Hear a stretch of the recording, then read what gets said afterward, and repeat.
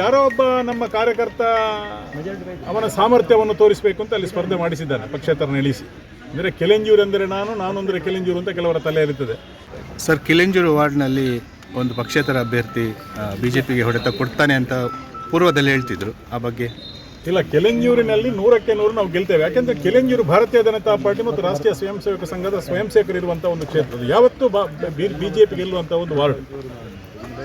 ಯಾರೋ ಒಬ್ಬ ನಮ್ಮ ಕಾರ್ಯಕರ್ತ ಅವನ ಸಾಮರ್ಥ್ಯವನ್ನು ತೋರಿಸಬೇಕು ಅಂತ ಅಲ್ಲಿ ಸ್ಪರ್ಧೆ ಮಾಡಿಸಿದ್ದಾನೆ ಪಕ್ಷೇತರನ ಇಳಿಸಿ. ಅಂದರೆ ಕೆಲೆಂಜೂರು ಅಂದರೆ ನಾನು ಅಂದರೆ ಕೆಲೆಂಜೂರು ಅಂತ ಕೆಲವರ ತಲೆ ಇರುತ್ತದೆ. ಈಗ ನಾನೇ ಉಮನಾಥ್ ಕೋಟಿನಂದರೆ ನಾನು, ಊರಿನ ಆ ಕ್ಷೇತ್ರ ಅಂದರೆ ನಾನು ಅಂತ ಹೇಳಿದ ಕೂಡಲೇ ಅದು ನಮಗೆ ತಲೆಗೆ ಬಂದ ಕೂಡಲೇ ನಾವು ಜನ ಅದನ್ನು ಬಿಡುವುದಿಲ್ಲ. ಯಾಕೆಂದರೆ ಎಲ್ಲವೂ ಪಾರ್ಟಿ, ನಮ್ದು ಏನಿದ್ರು ಪಾರ್ಟಿ ಪ್ರಥಮ ಆದ್ಯತೆ ದೇಶಕ್ಕೆ, 2ನೇ ಆದ್ಯತೆ ಪಾರ್ಟಿಗೆ, 3ನೇ ಆದ್ಯತೆ ವ್ಯಕ್ತಿಗೆ.